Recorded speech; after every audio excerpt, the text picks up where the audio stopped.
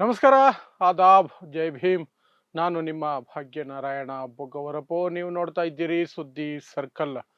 ನರೇಂದ್ರ ಮೋದಿಯ ಈ ಹೇಡಿತನವನ್ನ ಇತಿಹಾಸ ನೆನಪಿನಲ್ಲಿ ಇಟ್ಕೊಳ್ಳುತ್ತೆ ಅಂತ ಆಮ್ ಆದ್ಮಿ ಪಕ್ಷ ದಾಳಿ ನಡೆಸಿದೆ. ಇನ್ನೊಂದು ಕಡೆ ಕಾಂಗ್ರೆಸ್ ಹೇಳ್ತಾ ಇದೆ ಪ್ರತಿಯೊಂದಕ್ಕೂ ಸಹ ಟೆಲ್ ಅವೀವ್ ಮತ್ತು ಅಮೆರಿಕದ ಅಪ್ಪಣೆ ಬೇಕಾ, ಇಲ್ಲದೆ ಹೋದ್ರೆ ನರೇಂದ್ರ ಮೋದಿ ಏನು ಮಾಡೋದಿಲ್ವಾ ಹಾಗಂತ ಕಾಂಗ್ರೆಸ್ ಕೇಳ್ತಾ ಇದೆ. ಯಾಕೆಂದ್ರೆ ಭಾರತದ ಅತಿಥಿಗಳಾಗಿ ಬಂದಿದ್ದಂತಹ ಇರಾನ್ನ ನೌಕಾಪಡೆಯ ಸೈನಿಕರನ್ನ ಅಮೆರಿಕ ಹಡಗು ಸಮೇತವಾಗಿ ಟೋರ್ಪೀಡೋಗಳ ದಾಳಿ ಮಾಡಿ ಕೊಂದು ಹಾಕಿದೆ. ಅದರಲ್ಲಿ 100ಕ್ಕಿಂತ ಹೆಚ್ಚು ಜನ ಸತ್ತು ಹೋಗಿದ್ದಾರೆ.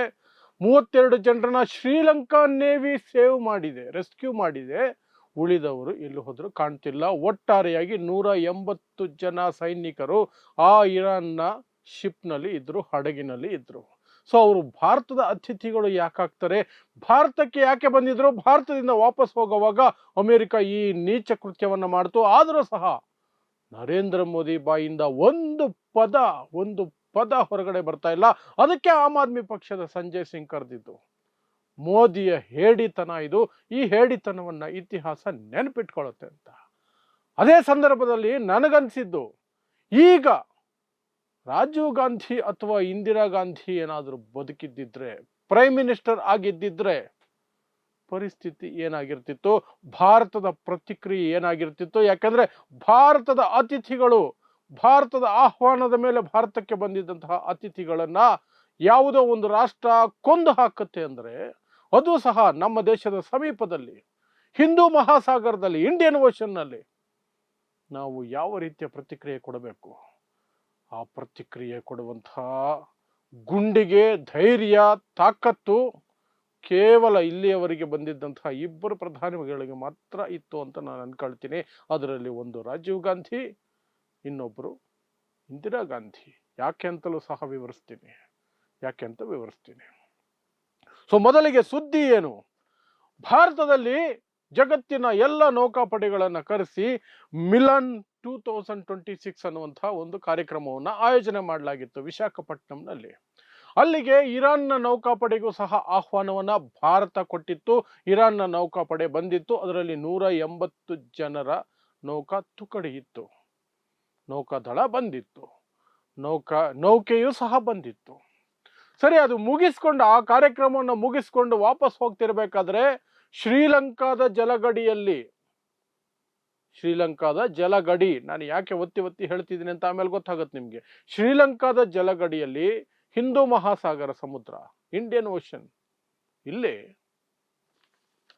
ಅಮೆರಿಕದ ಒಂದು ದಾಳಿ ನಡೆಯುತ್ತೆ. ಟೋರ್ಪೀಡೋಗಳನ್ನ ಬಳಸ್ತದೆ ಅಮೆರಿಕ. ಎಂಥ ನೀಚತನ ನೋಡಿ. ಯಾಕಂದ್ರೆ ಟೋರ್ಪೀಡೋಗಳನ್ನ ವರ್ಲ್ಡ್ ವಾರ್ II ನಂತರ, ಎರಡನೇ ವಿಶ್ವಯುದ್ಧದ ನಂತರ ಮೊದಲ ಬಾರಿಗೆ ಬಳಸಲಾಗಿದೆ. ಅಮೆರಿಕದ ಕ್ರೌರ್ಯ, ಅಮೆರಿಕದ ದುರಹಂಕಾರನ ನೀವು ಇದರಿಂದಲೇ ಅರ್ಥ ಮಾಡಿಕೊಳ್ಳಬಹುದು. ಅವನ್ನ ಧ್ವಂಸ ಮಾಡಿತು. ಆ ದೋಣಿಯನ್ನ, ಆ ಹಡಗನ್ನ, ಇರಾನ್ನ ನೌಕಾಪಡೆಯ ಹಡಗು ಪಾಪ ಛಿದ್ರ ಆಗಿ ಎಲ್ಲ ಸಮುದ್ರಕ್ಕೆ ಬಿದ್ದರು. ಸಾಕಷ್ಟು ಜನ ಸತ್ತು ಹೋದ್ರು. ಶ್ರೀಲಂಕಾ ನೇವಿ ರಕ್ಷಣೆಗೆ ಇಳಿಯುತ್ತೆ. ಶ್ರೀಲಂಕಾ ನೇವಿ ಅದು ಒಂದು ಟ್ವೀಟ್ ಮಾಡುತ್ತೆ. ಅನಂತರ 32 ಜನರನ್ನ ರಕ್ಷಣೆ ಮಾಡಿದೀವಿ, 100 ಹೆಣಗಳು ಸಮುದ್ರದಲ್ಲಿ ತೇಲ್ತಾ ಇದ್ದಾವೆ, ಮಿಕ್ಕವ್ರು ಏನಾದರೂ ಗೊತ್ತಿಲ್ಲ, ಟೋಟಲ್ 180 ಜನರಿದ್ರು ಆ ಶಿಪ್ನಲ್ಲಿ ಅನ್ನುವ ಮಾಹಿತಿ ನಮಗಿದೆ ಅಂತ ಶ್ರೀಲಂಕಾ ಹೇಳ್ಕೊಂಡಿದೆ. ಭಾರತದ ಕಡೆಯಿಂದ ಒಂದು ಸ್ಟೇಟ್ಮೆಂಟ್ ಇಲ್ಲ. ಮೋದಿ ಕಡೆಯಿಂದ ಒಂದು ಪದ, ಸಿಂಗಲ್ ಪದ ಇಲ್ಲ. ಆ ಘಟನೆಯ ಉಲ್ಲೇಖನೇ ಇಲ್ಲ. ಗೋಧಿ ಮಾಧ್ಯಮಗಳು ಮಾತಾಡಿದ್ರೆ ಮೋದಿ ಇಮೇಜ್ಗೆ ಧಕ್ಕೆ ಆಗುತ್ತೆ. ಮೋದಿಯ ಬೂಟ್ ನೆಕ್ಕೊಂಡು ಬಿದ್ದಿರುವಂತಹ ಮಾಧ್ಯಮಗಳು ಮೋದಿಯ ಟ್ವಿಟ್ಟರ್ ಫಾಲೋವರ್ಸ್ ಇಷ್ಟಾದ್ರು, ಯೂಟ್ಯೂಬ್ ಫಾಲೋವರ್ಸ್ ಇಷ್ಟಾದ್ರು, ಫೇಸ್ಬುಕ್ ಫಾಲೋವರ್ಸ್ ಇಷ್ಟಾದ್ರು ಅಂತ ಫೇಕ್ ನಂಬರ್ಗಳನ್ನ ತೋರಿಸೋದ್ರಲ್ಲಿ ಖುಷಿ ಪಡ್ತಿದ್ದಾರೆ. ನಾಚಿಕೆಗೆಟ್ಟ, ಮಾನಗೆಟ್ಟ ಮಾಧ್ಯಮಗಳು, ಎಂಜಲು ಮಾಧ್ಯಮಗಳು. ಆದರೆ ಭಾರತದ ಅತಿಥಿಗಳನ್ನ ಅಮೆರಿಕ ಕೊಂದು ಹಾಕುತ್ತೆ, ಅದು ಭಾರತದ ಗಡಿಯ ಹತ್ತಿರನೇ. ಅದರ ಬಗ್ಗೆ ಒಂದು ಚರ್ಚೆ ಮಾಡಲ್ಲ ಮಾಧ್ಯಮಗಳು ಬಹಳ ಅಷ್ಟೇನೆ. ಅವು ಬೂಟ್ ನೆಕ್ಕೋಕೆ ಅಂತಲೇ ಇರೋದು. ಆದರೆ ಈ ಸರ್ಕಾರಕ್ಕೆ ಒಂದು ಸ್ಟೇಟ್ಮೆಂಟ್ ಕೊಡೋ ಧೈರ್ಯ ಇಲ್ಲ, ಒಂದು ಪದ ಹೇಳುವ ಧೈರ್ಯ ಇಲ್ಲ ನರೇಂದ್ರ ಮೋದಿಗೆ. ಅದನ್ನೇ ಕಾಂಗ್ರೆಸ್ ಮತ್ತು ಆಮ್ ಆದ್ಮಿ ಪಕ್ಷ ದಾಳಿ ಮಾಡಿದೆ. ಕಾಂಗ್ರೆಸ್ ಪಕ್ಷದ ಪವನ್ ಖೇರಾ ಸುದ್ದಿಗೋಷ್ಠಿ ನಡೆಸಿ ಹೇಳಿದ್ರು, ಇದಕ್ಕೂ ಸಹ ಅವರು ಟೆಲ್ ಅವೀವ್ ಅಂದ್ರೆ ಇಸ್ರೇಲ್ ಅಮೆರಿಕದ ಅಪ್ಪಣೆಗೆ ಕಾಯ್ತಾರಾ? ಪ್ರತಿಯೊಂದು ಕೆಲಸನೂ ಅಮೆರಿಕ ಮತ್ತು ಇಸ್ರೇಲ್ ಹೇಳ್ದಂಗೆ ಕೇಳ್ತಾರ ಇವರು, ಅದೇ ಮಾಡ್ತಾರ ಅಂತ ಪ್ರಶ್ನೆಯನ್ನ ಕಾಂಗ್ರೆಸ್ ಕೇಳಿದ್ರೆ ಆಮ್ ಆದ್ಮಿ ಪಕ್ಷ ಹೇಳೋದು ಇದು ಹೇಡಿತನ, ಈ ಹೇಡಿತನ ಇತಿಹಾಸದ ಪುಟಗಳಲ್ಲಿ ದಾಖಲಾಗಿರುತ್ತೆ ಅಂತ. ನಿಜವೂ ಸಹ ಹೌದು. ನಮ್ಮ ದೇಶದ ಅತಿಥಿಗಳು ನಮ್ಮ ದೇಶದ ಕಾರ್ಯಕ್ರಮದಲ್ಲಿ ಪಾಲ್ಗೊಂಡು ವಾಪಸ್ ಹೋಗ್ತಿರ್ಬೇಕಾದ್ರೆ ಯಾವುದೋ ಒಂದು ದೇಶ ಬಂದು ಅವರನ್ನ ದಾಳಿ ಮಾಡಿ ಕೊಂದು ಬಿಡುತ್ತೆ ಅಂದ್ರೆ ಅದಕ್ಕೆ ನಾವು ಪ್ರತಿಕ್ರಿಯೆ ಕೊಡಲ್ಲ ಅಂದ್ರೆ ಏನ್ರಿ ಅರ್ಥ? ಪ್ರತಿಕ್ರಿಯೆ ಕೊಡಲ್ಲ ಅಂದ್ರೆ ಏನು ಅರ್ಥ? ಶ್ರೀಲಂಕಾ ಪ್ರತಿಕ್ರಿಯೆ ಕೊಡ್ತಿದೆ, ರೆಸ್ಕ್ಯೂ ಆಪರೇಷನ್ ಮಾಡ್ತಾ ಇದೆ. ಅದಕ್ಕೆ ಬಿಜೆಪಿಯವರು ಇಟ್ಕೊಂಡಿರುವಂತಹ ಸಿದ್ಧವಾದಂತಹ ಆನ್ಸರ್ ಏನು ಗೊತ್ತಾ? ಹೇಡಿತನದ ಉತ್ತರ, ಆ ದಾಳಿ ಭಾರತದ ಜಲಗಡಿಯ ಒಳಗೆ ಆಗಿಲ್ಲ, ಶ್ರೀಲಂಕಾದ ಜಲಗಡಿಯಲ್ಲಿ ಆಗಿದೆ. ಹಾಗಾಗಿ ಶ್ರೀಲಂಕಾದವರು ಆಪರೇಷನ್ ಮಾಡ್ತವ್ರೆ. ನಮ್ಮ ದೇಶದ ಅತಿಥಿಗಳ ಅಲ್ವಾ? ಅತಿಥಿ ದೇವೋ ಭವ ಅಂತ ಡೈಲಾಗು ಸಂಸ್ಕೃತ ಬಾಯಲ್ಲಿ ಬರದೇ ಹೋದ್ರು ಸಹ ಲೌಡೇನ ಭೋಜ್ಯಂ ಅಂತ ಕೆಟ್ಟದಾಗಿ ಹೇಳುವಂಥದ್ದಕ್ಕೆ ಅಲ್ಲಿ ಸಂಸ್ಕೃತದ ಶ್ಲೋಕಗಳು ಡೈಲಾಗುಗಳೆಲ್ಲ ನೆನಪಾಗ್ತವೆ. ಅತಿಥಿ ದೇವೋ ಭವ ಅನ್ನೋದು ನೆನಪಾಗಲ್ಲ. ನಿಮ್ಮ ಅತಿಥಿಗಳಾಗಿ ಇಲ್ಲಿಗೆ ಬಂದಿದ್ರಲ್ಲ, ಅತಿಥಿಗಳಾಗಿ ಬಂದಿದ್ದವರು ವಾಪಸ್ ಹೋಗ್ಬೇಕಾದ್ರೆ ಯಾರು ಕೊಂದು ಬಿಟ್ರಲ್ಲ, ಅದ್ರ ಬಗ್ಗೆ ಮಾತಾಡೋದಕ್ಕೆ ಅವಕಾಶನೇ ಇಲ್ಲವಂತೆ, ಅವಶ್ಯಕತೆ ಇಲ್ಲವಂತೆ. ಯಾಕಂದ್ರೆ ಅದು ನಮ್ಮ ಜಲಗಡಿಯಲ್ಲಿ ನಡೆದಿಲ್ಲ, ಶ್ರೀಲಂಕಾದ ಜಲಗಡಿಯಲ್ಲಿ ನಡೆದಿದೆ. ಇವ್ರು ಹೇಳೋದು ಹೇಗಿದೆ ಅಂದ್ರೆ, ಭಾರತದ ಜಲಗಡಿಯ ಒಳಗೆ ಏನಾದ್ರು ನಡೆದು ಬಿಟ್ಟಿದ್ರೆ ಇಷ್ಟೊತ್ತಿಗೆ ಇವರು ಅಮೆರಿಕ ಮೇಲೆ ಬಾಂಬ್ ಹಾಕಿಬಿಟ್ಟಿರೋರು ಅಂತ. ಅಮೆರಿಕ ಮೇಲೆ ಬಾಂಬ್ ಹಾಕಿ ಡೊನಾಲ್ಡ್ ಟ್ರಂಪ್ನ ಥರ ಅಂತ ಎಳ್ಕೊಂಡು ಬಂದ್ಬಿಟ್ಟಿರೋರು. ಬಾನಿನ ತಿಹಾರ್ ಜೈಲ್ಗೆ ಹಾಕ್ತೀವಿ ಅಂತ. ಯಾವ ಮಟ್ಟಕ್ಕೆ ಹೇಡಿತನವನ್ನ ಡಿಫೆಂಡ್ ಮಾಡ್ಕೊಳ್ತಾರೆ ನೋಡಿ, ಯಾವ ಮಟ್ಟಕ್ಕೆ ಹೇಡಿತನ. ಸೊ ಈ ಹೇಡಿತನದ ನಡುವೆನ ನನಗೆ ಆ ಕ್ಷಣಕ್ಕೆ ಆ ಸುದ್ದಿ ತಿಳಿದ ತಕ್ಷಣನೇ ನೆನಪಾಗಿದ್ದು ಎರಡು ಮುಖಗಳು. ಒಂದು ರಾಜೀವ್ ಗಾಂಧಿ, ಇನ್ನೊಂದು ಇಂದಿರಾ ಗಾಂಧಿ. ಅವರೇನಾದ್ರೂ ಈ ಕ್ಷಣಕ್ಕೆ ಬದುಕಿದ್ದು, ಅವರು ಪ್ರಧಾನಿಗಳಾಗಿದ್ದಿದ್ರೆ ಅಮೆರಿಕಗೆ ಯಾವ ಮಟ್ಟಕ್ಕೆ ಪೆಟ್ಟು ಕೊಡಬೇಕಾಗಿತ್ತು. ಪೆಟ್ಟು ಬರೀ ಮಾತಲ್ಲ, ಪೆಟ್ಟು ಕೊಡಬೇಕು, ಕೊಟ್ಟಿರೋರು 100% ಕೊಟ್ಟಿರೋರು 100%.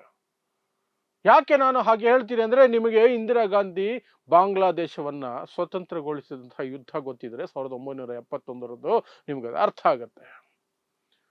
ರಾಜೀವ್ ಗಾಂಧಿ ಶ್ರೀಲಂಕಾದಲ್ಲಿ LTTE ಮತ್ತು ಶ್ರೀಲಂಕಾ ಆರ್ಮಿ ಕಿತ್ತಾಡ್ತಿರ್ಬೇಕಾದ್ರೆ ಮಧ್ಯದಲ್ಲಿ ಹೋಗಿ ಇಬ್ಬರಿಗೂ ತಲೆ ಮೇಲೆ ಹೊಡೆದು ನೀವಿಬ್ರು ಬಾಯಿ ಮುಚ್ಕೊಂಡಿರ್ಬೇಕು, ನಾನು ಕಂಟ್ರೋಲ್ ಮಾಡ್ತೀನಿ ಅಂತ ಪೀಸ್ ಕೀಪಿಂಗ್ ಫೋರ್ಸ್ ಹಾಕಿದ್ರಲ್ಲ, ಅದು ಧೈರ್ಯ.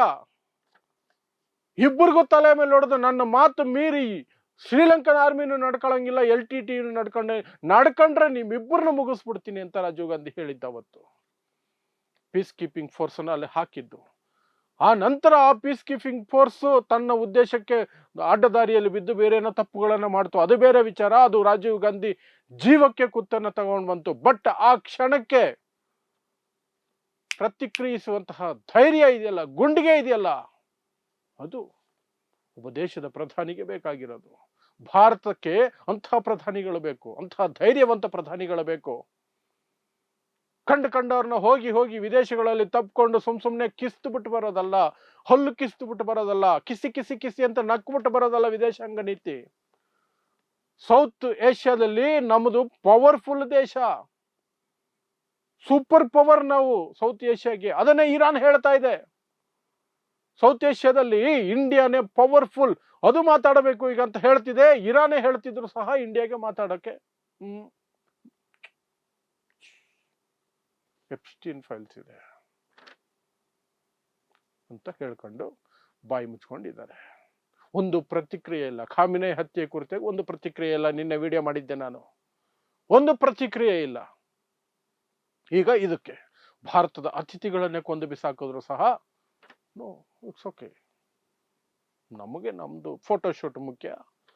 ಕಂಡ್ಕೊಂಡವ್ರ ದೇಶಕ್ಕೆ ಹೋಗಿ ಕಂಡ್ಕೊಂಡವ್ರನ್ನ ತಪ್ಕೊಂಡು ಸುಮ್ನೆ ನಕ್ಬಿಡೋದು ಅಷ್ಟೇ. ಫೋಟೋಶೂಟ್ ಆದ್ರೆ ಸಾಕು ನಮಗೆ. ಅದನ್ನ ಇಟ್ಕೊಂಡು ಅಂಧ ಭಕ್ತರು ಇಲ್ಲೇನೋ ಮಾಡ್ತಾರೆ. ಅಂಧ ಭಕ್ತರ ಜೊತೆಗೆ ಈ ಕಂಚಡ ಕಂತ್ರಿ ಮಾರಿಕೊಂಡ ಎಂಜಲ್ ಮಾಧ್ಯಮಗಳಿದ್ದಾವೆ, ಅವುಗಳು ನನಗೆ ಬಿಲ್ಡಪ್ ಕೊಡ್ತವೆ. ಇನ್ನು ಎಲೆಕ್ಷನ್ ಟೈಮಲ್ಲಿ ಹಿಂದೂ ಮುಸ್ಲಿಂ ಮಾಡಿದ್ರೆ ಓಟ್ ಬರುತ್ತೆ, ಮುಗೀತು ಕತೆ. ದೇಶ ಏನಾದ್ರೇನು, ದೇಶದ ಮರ್ಯಾದೆ ಏನಾದ್ರೇನು. ದೇಶದ ಪವರ್ ಏನಾದ್ರೇನು, we don't care, we don't care. ಅದು ಇವರ ಮನಸ್ಥಿತಿ. ಅದಕ್ಕೆ ನನಗೆ ಇಂದಿರಾ ಗಾಂಧಿ ಮತ್ತು ರಾಜೀವ್ ಗಾಂಧಿ ನೆನಪಾಗಿದ್ದು, ಅವರಿಬ್ಬರೇ ನೆನಪಾಗಿದ್ದು ನನಗೆ ಅಷ್ಟೇ.